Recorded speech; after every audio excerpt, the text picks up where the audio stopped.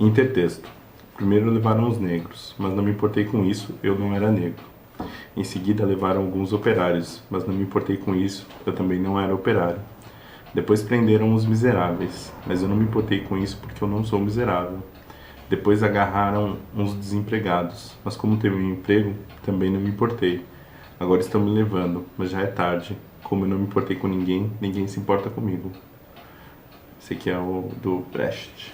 Poema do Bertold Brecht. Bertold Brecht. Inclusive, pode ter alguma relação com o que a gente vai falar sobre hoje? Será? Será? Oi, meu nome é Juliana. Sou o Caleb. Do blog do Blog Explorador. Pra mais um videozinho, certo? Como a gente falou no vídeo anterior, a gente tá de volta. A nossa ideia é fazer vídeos quinzenais. Aos poucos. Indo aos poucos. E, bom, se você tiver alguma ideia, alguma sugestão de alguma coisa que você quer que a gente fale por aqui, deixa aqui nos comentários, ou então tenta a gente falar com a gente de alguma outra forma, pelo Instagram, ou enfim, por qualquer outro canal que a gente possa ver. Sim. Certo? Certo. Bom, então, como a gente disse, a gente vai falar hoje sobre uma peça de teatro, por isso falei do Brecht. Mas não é o Brecht. Não. A gente vai falar sobre Beckett. O livro que a gente vai falar hoje foi o livro do último Leituras Compartilhadas, enquanto a gente está gravando esse vídeo. Provavelmente vai ter acontecido outro quando esse vídeo estiver no ar, ou seja, um grande inception de leituras compartilhadas. Sim. Mas a nossa ideia pra é falar... quem não sabe, o Leituras Compartilhadas é o nosso clube de leitura presencial, que a gente faz uma vez por mês na Livraria da Vila, em São Paulo. Exato, que já vai fazer 5 anos agora esse ano. Tem evento no Facebook, quem quiser participar, leia o livro e apareça lá no dia marcado. A gente vai deixar o link do próximo encontro aqui, Sim. Né? Enfim, pra vocês ficarem atentos. Mas o que a gente leu foi o livro de março, foi o Esperando Godot, do Samuel Beckett, exatamente. A nossa ideia para escolher esse livro a gente tá tentando esse semestre ler coisas diferentes que a gente ainda não tinha lido. Sim. E a gente nunca tinha lido peças ainda. Lá no nosso clube. E aí o Menezes, que é o outro mediador do clube, sugeriu que a gente lesse, né? E na votação foi o livro selecionado. Sim. Bom, e vamos para uma parte muito difícil, que é sobre o que é Esperando Godot. Sim, acho que a grande questão é essa, a gente já ouviu essa frase. Sim. Esperando Godot, como ela virou meio de uso comum, e eu tinha uma curiosidade muito grande com o Beckett, e ler Esperando Godot foi ótimo, mas ao mesmo tempo se deixa mais dúvida do que certeza. Certeza. Não, foi. Assim, eu não tenho costume de ler peças, né? Eu comecei o outro vídeo falando que eu não tenho costume de ler contos, não leio nada, mentira. É uma farsa. Eu sou uma farsa. Tô aqui pelo sucesso. Lógico. Então, eu não tenho o costume de ler peças, eu acho que eu li algumas coisas pra faculdade só, e enfim. O resto das coisas que eu li, tipo, sei lá, Shakespeare foi coisa adaptada quando eu era mais nova, então eu não tenho costume de ler peça, e pra mim já foi uma surpresa por isso, e além da temática da peça, né? Mas você sentiu muita diferença de ler peça? Então, aí eu vou falar um pouquinho sobre o que a gente estava discutindo lá no clube, né? Eu tava imaginando como, sei lá, como se estivesse lendo uma ficção, né? São os diálogos, como se fosse uma ficção que tivesse muitos diálogos. E aí, de repente, assim, eu imaginava a cena na minha cabeça, mas acontecendo, tipo, num cenário, tipo, eu imaginei, tipo, né, o cenário que a gente já vai falar sobre isso daqui a pouco, sobre essa questão do cenário. Eu imaginei, tipo, um cenário específico. E aí, de repente, falava assim, tem né, além dos diálogos, tem os comentários, né, do tipo, o que a pessoa tem que fazer em cena. Aí tinha umas partes assim, olha pra plateia, e eu, tipo, eita... Tô lendo uma peça, sabe? Porque eu meio que tentava entrar na história. Eu entrava na história e aí, tipo, tinha essas quebras do tipo, sai pela coxia, entra na coxia. E aí eu fiquei meio, tipo, rapaz, é uma peça. Então, tipo, eu consegui tentar entrar nesse diálogo e, tipo, imaginar como se fosse uma cena acontecendo no cotidiano, assim, sem ser necessariamente num palco. Nossa, eu Né? tive- E enquanto muitas pessoas no clube falam, não, eu consigo imaginar um palco e os atores ali As pessoas fazendo. falaram que na verdade elas viam o palco, né? Eu não, eu imaginei o cenário que ele descreve no começo, É um cenário, que é um cenário ridiculamente simples, assim. tem uma árvore, É tipo um descampado com uma árvore. Você não sabe se tá frio, se tá calor, se tá. Sim. Você não sabe nada, assim, só tem uma árvore e dois personagens, né? E aí os dois personagens entram nesse diálogo porque eles estão esperando o Godot.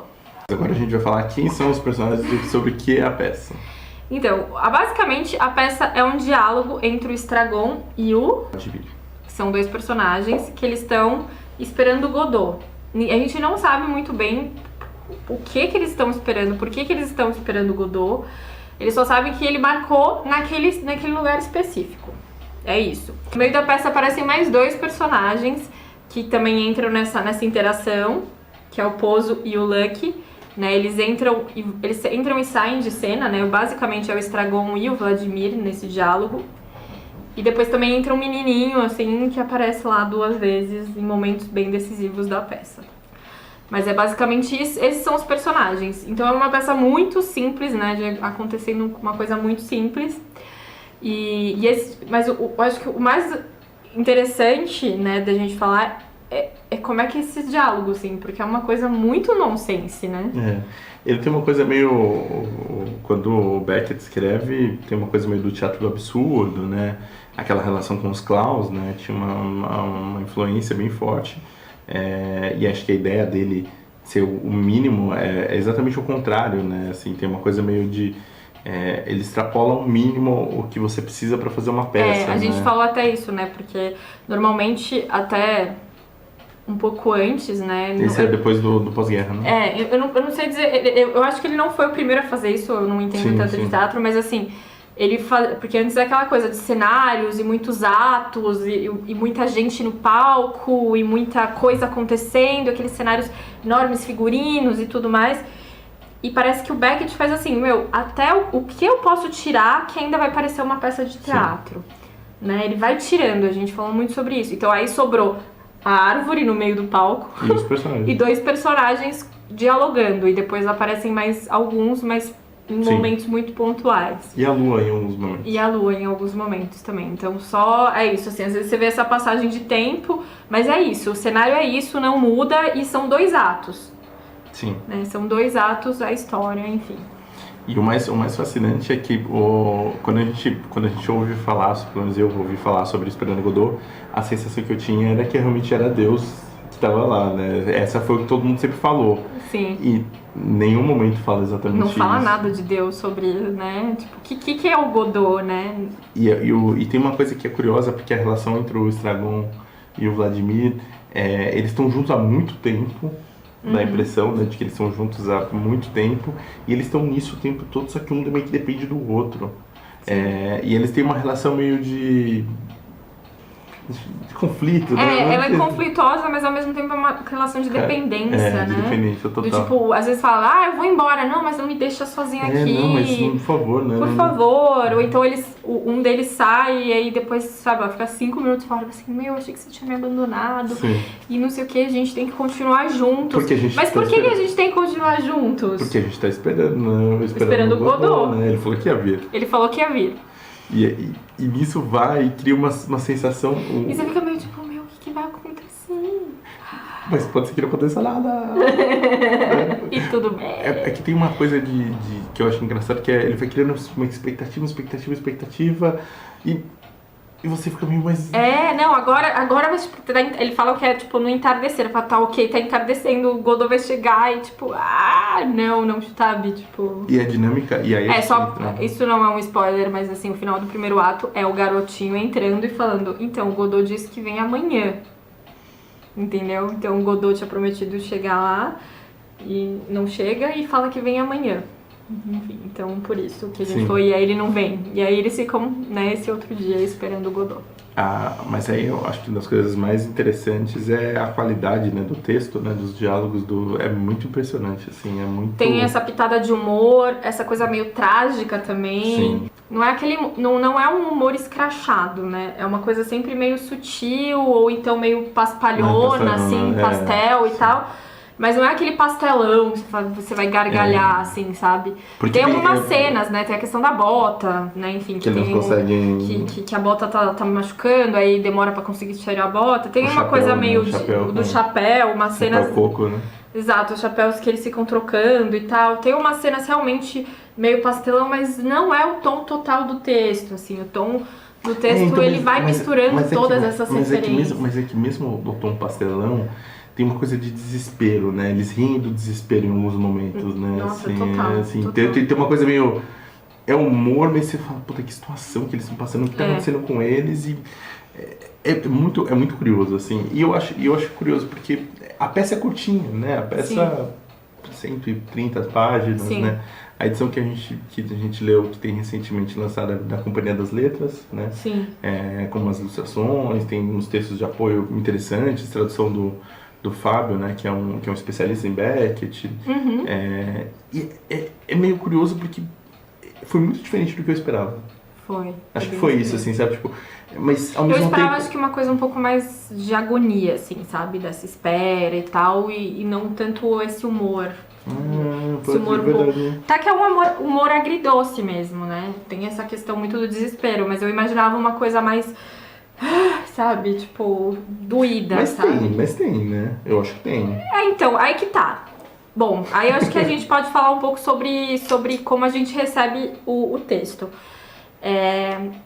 O interessante do Beckett é que ele faz essa coisa super reduzida e então você consegue imaginar qualquer contexto, né? Então, Juliana, a maluca da Segunda Guerra, imaginei o quê? Que eram 2 refugiados esperando um facilitador para sair pela fronteira, entendeu? Então eu imaginei tipo, na terra um de contexto, ninguém, exato, um contexto tipo de quase fronteira e eles 2 esperando porque eles precisavam sair daquela situação, entende? A ideia do Beckett parece que não era justamente politizar isso, mas ao mesmo... Como a gente, no vídeo anterior, aquele poema da Wisława, quando você não tá pensando política, você tá pensando política, amiguinho. Sim. Então, assim, né, ele não queria declarar e ele não queria colocar nenhum contexto específico. Mas, ao mesmo tempo, ele queria essa coisa que você pode usar pra qualquer coisa. Qualquer coisa. Então, assim, nesses textos que estão no final dessa edição nova...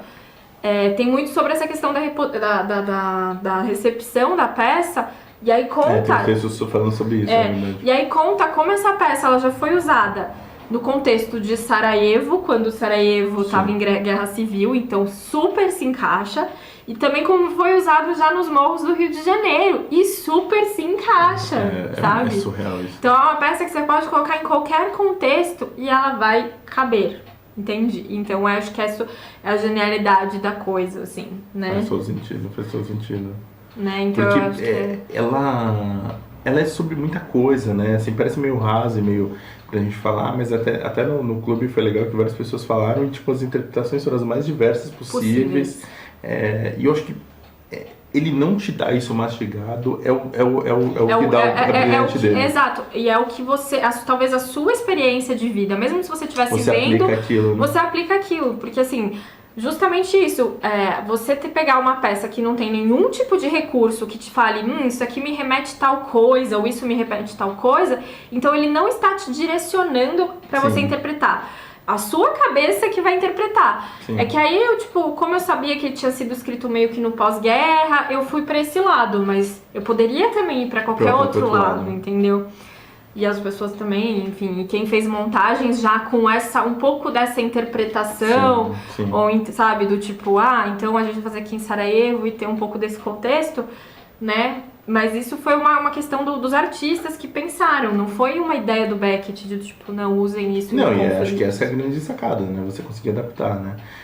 Tanto que a entrada dos outros 2 personagens, né? O Poson e o Lucky. E tem uma coisa meio...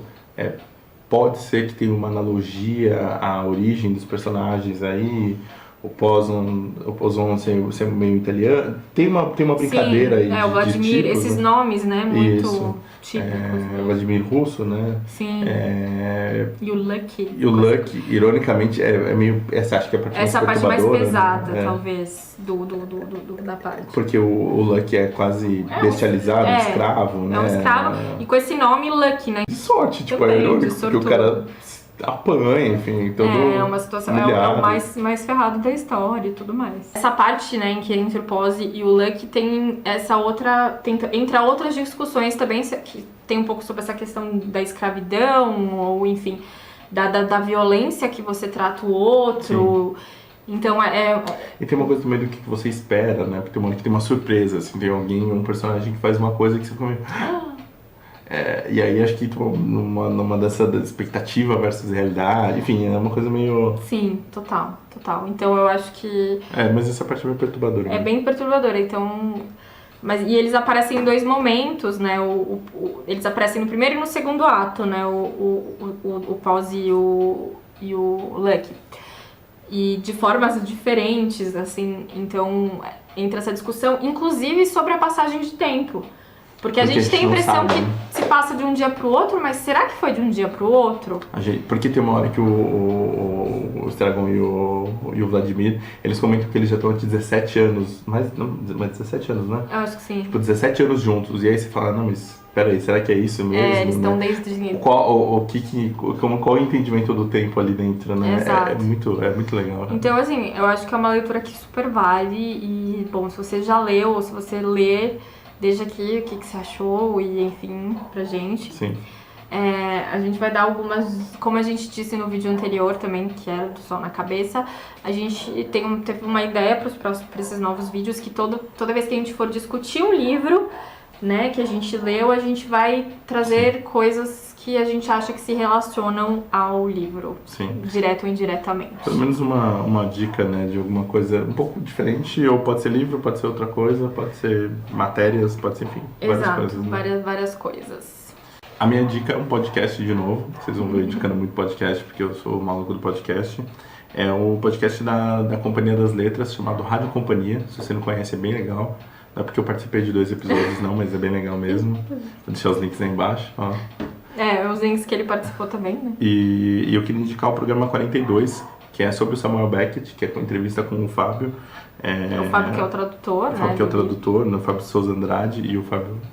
E o Fábio Errara, que é o que apresenta. Que é o host do podcast. Mas é bem legal porque ele fala muito sobre isso, né? Sobre recepção, sobre como foi traduzir, qual a dificuldade, as peças no Brasil, né? Teve até o famoso caso da Cacilda Becker, né? Que ela falece, ela termina o primeiro ato e tem um AVC.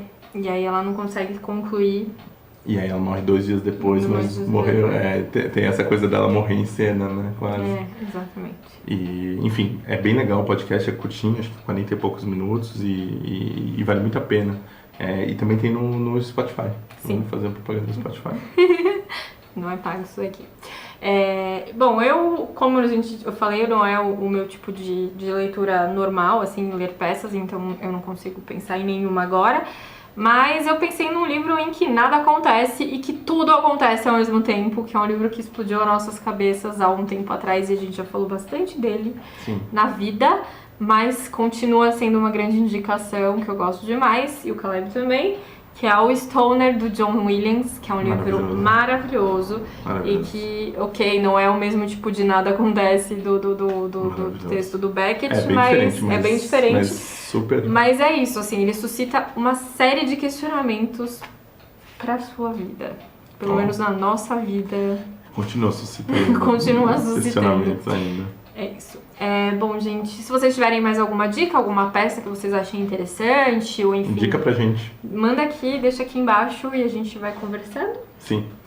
Bom, então é isso, gente. Se vocês tiverem mais alguma sugestão, não deixe de comentar aqui embaixo e a gente se vê por aí. Até mais. Tchau, tchau.